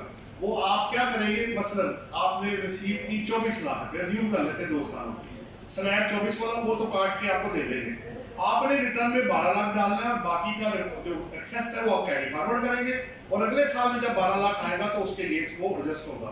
लेकिन आपका टैक्स ज्यादा कटा होगा, पूछे क्यों? क्योंकि आपको लगा 24 लाख वाला स्लैब, आप ऑफर कर रहे 12 लाख वाला, वो 5% है, तो बाकी का आप रिफंड फिर डिपार्टमेंट से मांग लीजिएगा वापस। जी सर, मेरा एक सवाल है कि एक शख्स जो पाकिस्तानी है लेकिन उसकी जॉब पाकिस्तान से बाहर लग जाती है, मिडल ईस्ट में कहीं भी, अब उसको जो सैलरी मिलती है वो यहाँ पर एक अकाउंट है जिसमें उसको फॉरेन एक्सचेंज की सूरत में सैलरी मिलती है। ठीक है। एक तो ये उस पूरे साल में वो पाकिस्तान से बाहर है, हम लोग उसके लीगल एडवाइजर हैं, हम उसकी टैक्स रिटर्न फाइल करना चाहते हैं, सैलरी उसकी पाकिस्तानी अकाउंट में आती है, यूएस डॉलर में आती है, बाहर की करेंसी। एक तो इसका जवाब, और दूसरा एक चले वो बाद में कर लेते हैं। देखना इस तरह के काफी केसेस हमारे पास है। आप अगर बंदा पाकिस्तान में रेजिडेंट नहीं है, 183 दिन है अगर पाकिस्तान में, पहले एक और भी था वो अब चेंज खत्म हो गई कि लास्ट 4 ईयर में 365 डेज और उस साल में 120 दिन होता आप रेजिडेंट बन जाते, वो उन्होंने कंडीशन उड़ा दी है। अब अगर आप पाकिस्तान में 183 डेज है during the tax year, consecutive stay जरूरी नहीं है, तो आप रेजिडेंट है। अब आपने खुद ही उसको बाहर भेजा, उसका पासपोर्ट बता देगा कि नॉन रेजिडेंट है, और नॉन रेजिडेंट की जो फॉरेन सोर्स इनकम है वो पाकिस्तान में टैक्सेबल नहीं है। इससे कोई फर्क नहीं पड़ता कि पैसा पाकिस्तान में आ रहा है, सर्विसेज रेंडर्ड आउटसाइड पाकिस्तान है, it will be treated as foreign source income of the non resident that will not be taxable in Pakistan. उधर उसने दिया या नहीं दिया वो उसका और उनका मामला होगा, being as non resident individual. जी अच्छा, दूसरा सवाल ये था कि ये भी सैलरी पेशा लोगों के साथ अक्सर आता है और हमें आगे क्वेश्चन पूछते हैं कि एक शख्स की सैलरी में टैक्स रेगुलरली कट रहा है मंथली बेसिस पे, अब ड्यूरिंग द ईयर उसने गाड़ी परचेज की है और एडवांस इनकम टैक्स गाड़ी को उसने पे कर दी है, वो कहता है कि मैं अपने एम्प्लॉयर से बात करता हूँ तो स्पेशली गवर्नमेंट सेक्टर में जो लोग हैं वो कहते हैं जी वो अभी एडजस्टमेंट नहीं देते। इस पर थोड़ी सी मैं आपको बता देता हूं, इस पे ना काफी क्वेश्चंस पहले भी हो चुके हैं। 149 सेक्शन ये कहता है, उसको जाके पढ़ें कि जितने भी आपके ड्यूरिंग दी टैक्सेस पेड है इससे कनेक्टेड, टेलीफोन, इलेक्ट्रिसिटी, गाड़ी, कैश विड्रॉल, ठीक है, और या टैक्स क्रेडिट जो 61 to 64 के अंदर है, वो अपने एम्प्लॉयर को ड्यूली वेरीफाइड डॉक्यूमेंट आप दे के तो इसकी एडजस्टमेंट आप क्लेम कर सकते हैं, प्रोवाइडेड के विदहोल्डिंग स्टेटमेंट में भी लिखा हुआ है इतना टैक्स बना। तो बाकी क्या है जी, एग्जम्पशन है गाड़ी की वजह से, किस वजह से वो आप लिखेंगे और बैलेंस जो होगा आप उसको, क्योंकि सैलरी वाले का रिफंड ना है बेसिकली बात की होगी, लेकिन अगर उसकी कोई बिजनेस इनकम या अदरवाइज है वो सिचुएशन डिफरेंट होगी, उसका गारंटी इधर मिलेगा, इससे कनेक्टेड जो होगा वो आपको मिल जाएगा। ये 149 में क्लियरली उन्होंने दोनों चीजें कवर की हुई है, पेड भी और टैक्स क्रेडिट भी, बल्कि उसका 149 का सब सेक्शन 1 ही है पहला, वो इसको बता देता है कि आपने ये करना है। जी एक मिनट जी साहब ने क्वेश्चन किया उसके बिल्कुल ऑपोजिट, अगर हमारा तहसील पाकिस्तान में रह रहा है, एज ए सैलरी जॉब कर रहा है, बाइक फॉरेन इनकम जिसको आ रही है डॉलर की शेयर में, क्या होता है? हम तो वीकर टैक्स में नहीं, इसमें ना बड़ा अच्छा सवाल है आपका, अच्छा किया आपने सवाल किया, सबका फायदा हो जाएगा। क्योंकि मेरे पास ना इस तरह के काफ़ी केसेस हैं, हमें काफ़ी ये फॉरेन एडवर्टाइज के सिलसिले में ना हमें काफ़ी सवालों के जवाब देने पड़े। तो इशू अब ये है, देखिए पहला सवाल ये है कि आपको पैसे भेजे किसने? एम्प्लॉयर में जिसकी जॉब कर रहे हैं। अब दो चीज़ें मुख्तलिफ हैं। अगर ये जो आप कह रहे हैं इस तरह का केस मेरे पास है, वो बंदा पाकिस्तान में है, वो सर्विसेज यहाँ रेंडर करता है, ठीक हो गया। अब पैसा बाहर से आया, अब लोग कहते हैं जी फॉरेन सोर्स नहीं है, ये पाकिस्तान सोर्स इनकम है। आपने सर्विसेज पाकिस्तान में रेंडर की, पैसा जहां से भर दिया है, वेयर एवर पेड, इवन कि आपके फॉरेन अकाउंट में भी अगर पैसा चला गया लेकिन सर्विसेज इधर रेंडर हुई तो वो पाकिस्तान सोर्स इनकम ही बनेगा और आपको पाकिस्तान में ड्यू टैक्स जो होगा वो देना पड़ेगा। बल्कि दे रहे हैं, हम दे रहे हैं जी। 101 में ये नहीं 10, हाँ जी 101 में जियोग्राफिकल सोर्स ऑफ इनकम, ऐसा ही है, बिल्कुल ऐसा ही है जी। और नहीं वो सर पूछ रहे थे सवाल को दे सॉरी अगर किसी को अंडरस्टैंड करा हो तो सर्विसेज में ले जाऊं मैं, तो फिर लोग जानते हो जगह आईटी की एक मिनट, ये तो फनकारी उसने भी लगाने की कोशिश की थी वो मैं आपको बता देता हूँ। पहले आया थी मेरी फॉरेन रेमिटेंस है, मैं कहा ठीक है किसने भेजे जी, वो एक पब्लिक लिमिटेड कंपनी है, तो मैं कहा तुम पे क्यों मेहरबान है थी, वो तो तुम्हें थप्पड़ भी नहीं मारेंगे। सर्विसेज में कन्वर्ट कर लो और आईटी में नहीं ऐसे नहीं होता जनाब, कहने से कुछ नहीं होता, आपको एम्प्लॉयमेंट का वो जो कॉन्ट्रैक्ट इनका आपस में होना वो निकालना पड़ेगा। अच्छा एक बात, दूसरी बात ये है वो एग्जम्पशन तब है जब एक्सपोर्ट ऑफ सर्विसेज होगा, तो आपने तो एक्सपोर्ट किए ही कुछ नहीं, आप तो पाकिस्तान के अंदर काम कर रहे हैं, आईटी सर्विसेज में कैसे जाएंगे आप? क्या भेजा आपने? वो सॉफ्टवेयर भेजा है, कोई अकाउंटिंग सर्विसेज है, बाहर भेजा क्या आपने? प्रूफ कैसे करेंगे आप? वो कॉन्ट्रैक्ट की कॉपी और जो करता क्या वो एम्प्लॉई था। तो मैंने कहा भाई पब्लिक एक काम करो, पब्लिक लिमिटेड कंपनी को कहो कि तुम्हें शो कर देंगे आईटी सेक्टर में हो, लेकिन वो झूठ नहीं बोलते, तो मैं कहा हमें झूठ बोलने के लिए रखा हुआ है, आप एम्प्लॉई हैं उसके, आप पहले कॉन्ट्रैक्ट की कॉपी मंगवाएं, उसमें पढ़े कि उसने किस एम्प्लॉयर के साथ में एंगेज है, वो है क्या। फिर वही बात है, अगर आपने ट्रांजैक्शन को चेंज किया तो सब्सटेंस ऑफ फॉर्मूला जो है ना सुप्रीम कोर्ट की जजमेंट बाहर आएगी, आपके कहने से कानून नहीं बदलेगा, कानून में जो लिखा हुआ है उसके मुताबिक आपने काम करना है, फिर आप इजीली कवर हो जाएंगे। ठीक हो गया जी। और तो करिए आपका सवाल सर है वो इसी को अगर कंटिन्यू करना चाह रहा हूं, कंपनी से हमने कॉन्ट्रैक्ट कर लिया विदिन आवर्स के, हम विदिन आवर्स अपना पे करेंगे आपको, आप अपना काम करेंगे, सैलरी में ले जाने से ज्यादा तो सर्विस को लेंगे हम। बात फिर वही है कि उसकी एम्प्लॉयमेंट या जो कॉन्ट्रैक्ट हुआ है ना उसकी कॉपी मंगा के अंदर पढ़े कि he is acting as a agent employee, ये कौन है, ये उसके लिए क्या काम कर रहा है। सर्विस प्रोवाइडर तो सर्विसेज तो एम्प्लॉय भी सर्विसेज ही प्रोवाइड करते हैं, एम्प्लॉइज क्या करते हैं, सारा दिन मक्खियां मारते क्या करते हैं, काम ही करते हैं ना आपके लिए। कॉन्ट्रैक्ट की कॉपी आपको ये बताएगी कि ये एम्प्लॉयमेंट का कॉन्ट्रैक्ट है या सर्विस कॉन्ट्रैक्ट है, फिर आपको पता लगेगा। इस तरह की कॉन्ट्रैक्ट सारा पढ़ने से सर्विस ले रहे हैं, सर्विसेज किस चीज की, आईटी सर्विस देंगे हमने पर आर के साथ में पेमेंट देंगे, तो ये बात कुछ देख रहे आईटी की सर्विस देंगे, फिर तो आप 154A में चले गए, 1% टैक्स कटवा लें या टैक्स क्रेडिट का सर्टिफिकेट ले लें।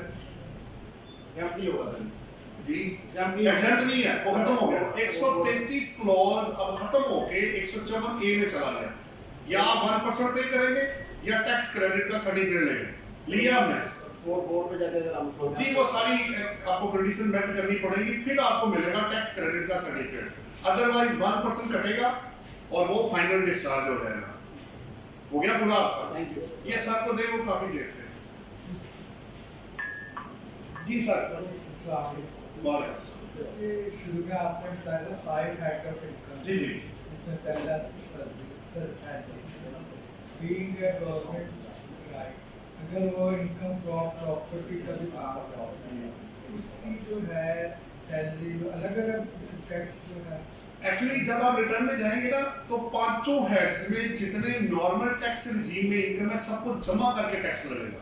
मसलन मेरी तनख्वाह 10 लाख है, मेरी प्रॉपर्टी सेल परचेज है या सेल परचेज, तो उसका अब अगर तो बिजनेस में जाएगा तो बिजनेस में जाएगा, अगर इरेगुलर है तो अदर इनकम में आ जाएगा, तो दोनों अब जो नेट होके बाहर आएगा वो सैलरी में जमा करके तो फिर आपको टैक्स लगाया जाएगा। also being a commissions लेते हैं हमें प्रॉपर्टी टैक्स कमीशन में दो तरह की चीजें हैं ना जी, अगर आपका भी होल्डिंग एजेंट के साथ है तो टैक्स काट के देगा।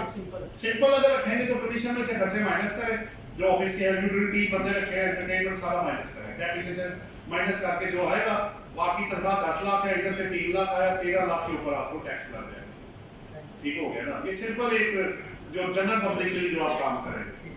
हाँ जी, कोई क्वेश्चन हो क्या क्लोज करेंगे? एक आखिरी क्वेश्चन ले लेते हैं।